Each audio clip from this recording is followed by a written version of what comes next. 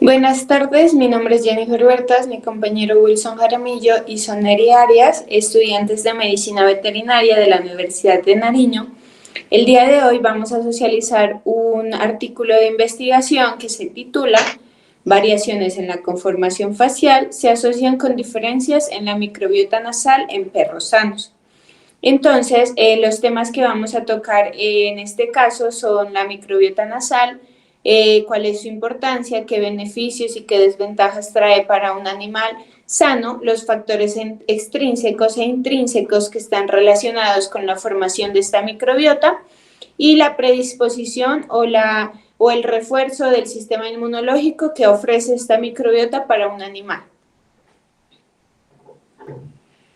Bueno, importancia de la microbiota nasal. Es importante tener en cuenta que la microbiota nasal está estrechamente relacionada con la salud de los huéspedes. Por esto, sabemos que los microorganismos aportan al huésped un nivel de inmunidad y de protección contra varios patógenos. Bueno, se podría decir de esta manera que una microbiota sana y un animal sano en conjunto son sinónimo de salud y de bienestar animal. El bienestar podría ser pues nutritivo, de crecimiento, contra enfermedades, etcétera, dependiendo de la microbiota de la que estemos hablando. Bueno, se ha demostrado que los microorganismos que están en la microbiota eh, están en un constante equilibrio y se supone que están estables entre sí, haciendo pues una buena simbiosis, lo que se dice. El animal, estos microorganismos ayudan al animal a que sea resistente o sea capaz de combatir varias infecciones y a que los patógenos no entren tan fácilmente en el huésped y que el establecimiento de la enfermedad sea más difícil o que no se establezca. Las bacterias de la microbiota canina en la cavidad nasal viven ahí gracias a que en este caso ellas no necesitan muchos nutrientes para sobrevivir. Bueno, la formación de la microbiota. La formación de la microbiota en sí inicia con una colonización bacteriana y propia de todos los individuos sin importar su especie.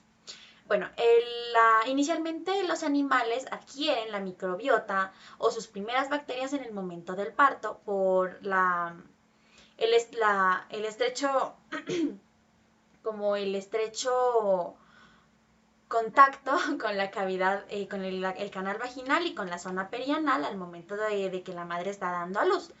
Y en el momento al pasar de las horas, las semanas o los días, el cachorro está en contacto con más bacterias, ya sean del medio ambiente o de secreciones de su madre, como orina, heces, la saliva, que es muy importante cuando la madre lame a los cachorros y le proporciona una cantidad de bacterias para su microbiota.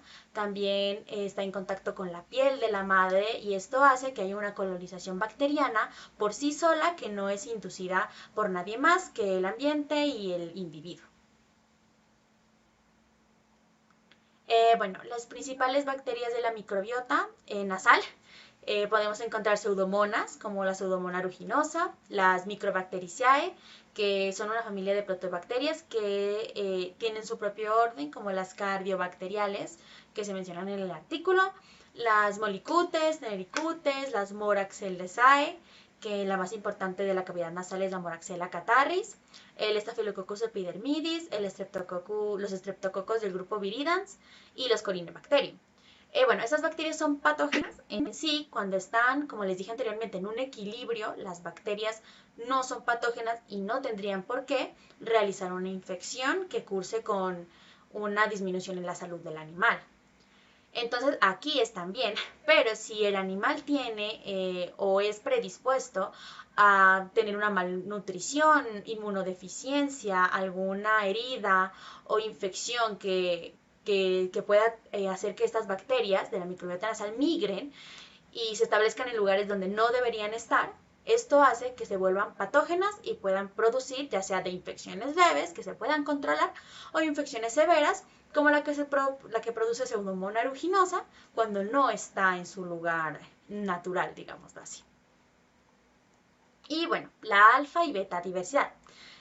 Hay que conocer que hay una biodiversidad en las bacterias y bueno, este es uno de los principales indicadores de que hay salud en sí en la microbiota.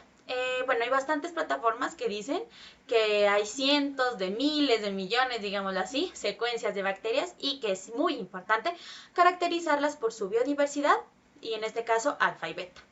La diversidad alfa es la riqueza de especies de una comunidad que se considera inicialmente homogénea, parecida o igual, y esta diversidad debe ser medida según el número de especies presentes o la distancia filogenética entre las especies. Y la diversidad beta mide la composición bacteriana de una o más muestras remitidas o recibidas. Las diferencias ocurren en espacio o en tiempo. Cuando las mediciones se hacen en lugares distintos pero al mismo tiempo, o cuando las mediciones se hacen en el mismo lugar pero en diferentes horarios, hay diversidad. La beta diversidad se puede medir en forma cuantitativa y cualitativa, considerando que la cuantitativa cuenta la abundancia de microorganismos observados y la cualitativa solo nos dice o toma en cuenta la presencia o ausencia de microorganismos.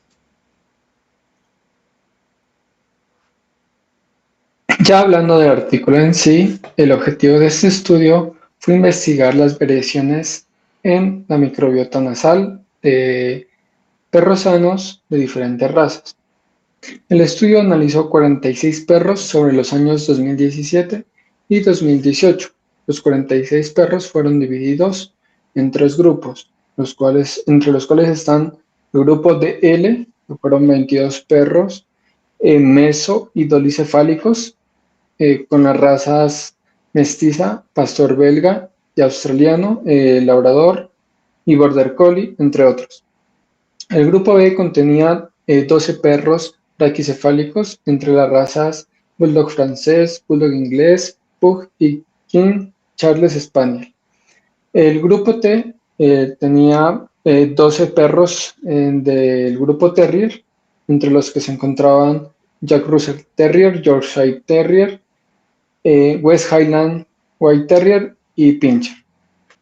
Todos los perros estaban sanos y eran de diferentes hogares. El grupo B era más joven en relación a los otros grupos. La mediana de edad fue 6 años y tenían diferente peso relacionado con cada raza. El entorno de vida en el que vivían fue similar en todos los grupos. No se tomó en cuenta el contacto con el humo del tabaco, ya que ninguno tenía contacto con este humo. Y todos los perros recibían alimentación con concentrado seco comercial. Para la metodología del estudio se pretendió limitar la contaminación que podía prevenir de las fosas nasales y de los pliegues de la piel cercanos a la nariz, por lo cual se utilizó un espéculo estéril mediante el cual se introducía el hisopo y se llegaba a tomar una cantidad se podría llegar a lugares más profundos de la cavidad nasal y tomar una muestra más representativa para la extracción de ADN y su respectiva secuenciación. Entre lo que se encontró en las muestras de extracción y secuenciación de ADN fueron 755 unidades taxonómicas, entre ellas 20 filos, siendo las más abundantes las proteobacterias, tenericutes, actinobacterias, firmicutes y bacteroides. Bueno, en la discusión y conclusiones, primero que todo es importante mencionar que en este estudio se realizaron varias pruebas microbiológicas y a estos resultados se les aplicó análisis estadísticos para poder separar los resultados y agruparlos pues en los diferentes grupos que encontramos, los cuales eran 3, el DL, el B y el T. Entonces, las conclusiones y la discusión se basa más que todo en que se identificó importantes diferencias en la composición de la microbiota nasal y mayor riqueza y diversidad en los perros braquicefálicos a diferencia de los otros dos grupos. La principal razón que se le da a esto es que esta variabilidad en la microbiota puede estar asociada, y es lo más probable, a la conformación anatómica y a las diferencias faciales que tienen los perros braquicefálicos. Como sabemos, estos perros son unos perros que tienen características de cara achatada, o sea que su nariz va a ser más corta, su cavidad nasal va a ser más corta y por ende le confiere características muy diferentes a las diferentes razas que encontramos diferentes a esta. Entonces, en conclusión, la población bacteriana que más predominó fueron las proteobacterias y la familia Moracella. Pero otra diferencia que se encontró fue que en los braquicefálicos no predominó estas proteobacterias, sino que predominó las acinobacterias. Esto se debe a que al predominar disminuye la presencia de proteobacterias y aumenta la presencia de las otras. También esto se explica porque estos perros, al tener estas características anatómicas, pueden sufrir de un reflujo orofaríngeo, por lo cual se puede contaminar esta mucosa nasal con bacterias que están en otros lugares del cuerpo. Esto no necesariamente es patológico, porque como dijimos al inicio, todos los perros de este estudio estaban totalmente sanos.